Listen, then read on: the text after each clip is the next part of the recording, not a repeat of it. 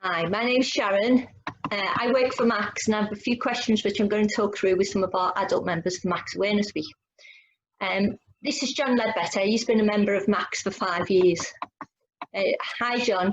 Would you like to tell us a little bit about your MACS condition, please? Sure, yeah.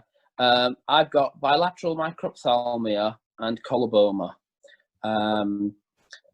I've got a visual acuity of 6/60 in the left eye, and the right eye can't really, it's not usable vision, so I have a shell to cover that one up. Could you tell us what your biggest challenge growing up was, please? Well, there's been a few challenges, but really, I think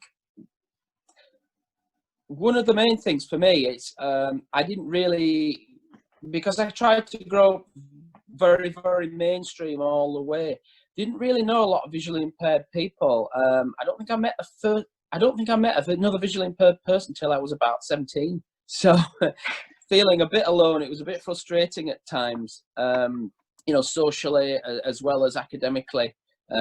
So things could be really difficult. You know, sort of not really, you didn't have anyone to sort of look to as a kind of a role model that was gone through similar things to you. There was no one to really compare with, always kind of standing out a lot from the crowd generally. Not always in a good way, sometimes in a good way, but not always in a good way. So really difficult, really frustrating at school. You know, teachers not really understanding because they've never taught a visually impaired person before, and it could kind of make things awkward and difficult in classes where the class was waiting for me to catch up, and you know they could get really quite annoyed, and also you know PE class could be really awkward and difficult as well, and kind of socially, you know, it did lead to a few problems, you know, with bullying and things like that. Was not much fun growing up. And how did you first hear about MACS, and what difference has it made since you found MACS to your life? Massive difference, yeah. I mean, I was already in my 30s when I discovered MACS, but I was, because I'd always grown up trying to fit in, and you know, kind of, it was like, well, it's a, you know, it's a fully sighted world. Visually impaired people got to live in it. They've got to do the best they can in it. It was kind of a lonely one, and so discovering MACS was like this amazing epiphany. Oh my God! Because suddenly, you know, you learn that there's not just a few people who have got similar conditions or the same conditions as you, but there's actually quite a lot, you know. So something that I'd always grown up believing was extremely rare, and you know, thought, well, what's the chance of me ever meeting someone who's got what I've got? And I just thought that wouldn't really happen. And then I learned about MACS, and suddenly, you know, not only do you learn you're not alone, but you know, there's somewhere where other people have had very similar experience with the same issues, and you know, you don't feel anything like as alone. You know, you feel like you've got the peer support there that was never there before.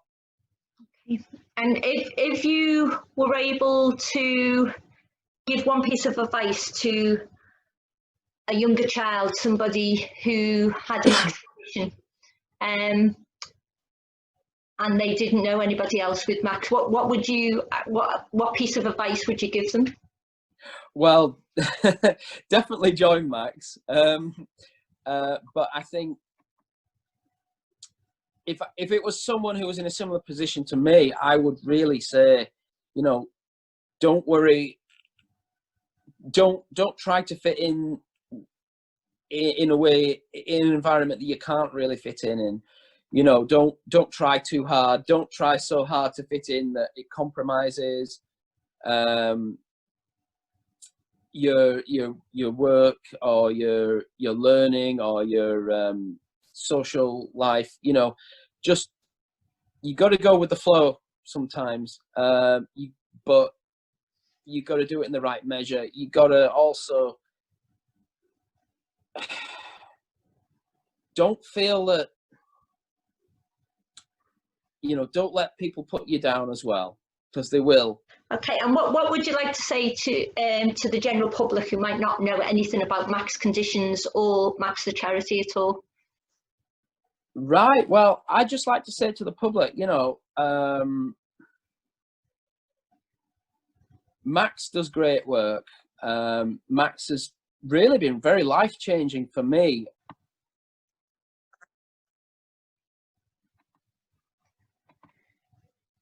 So, as a last question, how would you describe what MACS means to you, and are there any other further comments you'd like to add at all? Yeah, I think, to put it in a nutshell, life-changing. That's how I would describe MACS, because it completely changed things for me. I was really kind of down in the dumps at the time I discovered MACS. I mean, sorry, before I discovered MACS. In the, I was researching my eye condition because I hadn't really done much looking into it before then, and I wanted to know more. And I was thinking, you know, about how rare it was, and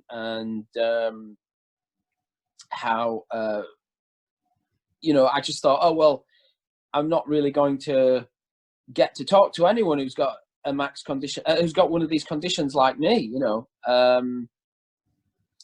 And I'd say at the time, I was kind of struggling a lot. I'd been out of work for a bit, so I wasn't really in a very happy place at the time. And when I discovered MACS, and I went along to my first weekend, and not only I discovered there were people like me, but they were really doing very well. And I remember thinking to myself, well, okay, you know, these guys have got similar, you know, have got the same set of issues to you, John.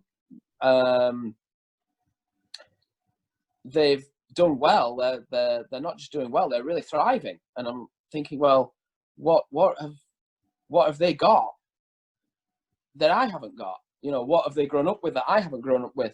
The answer comes back to, well, they've had MACS. You know, many of the people I'd spoken to on my first family weekend had grown up with MACS, and they'd grown up with that peer support. They'd grown up confident with who they are.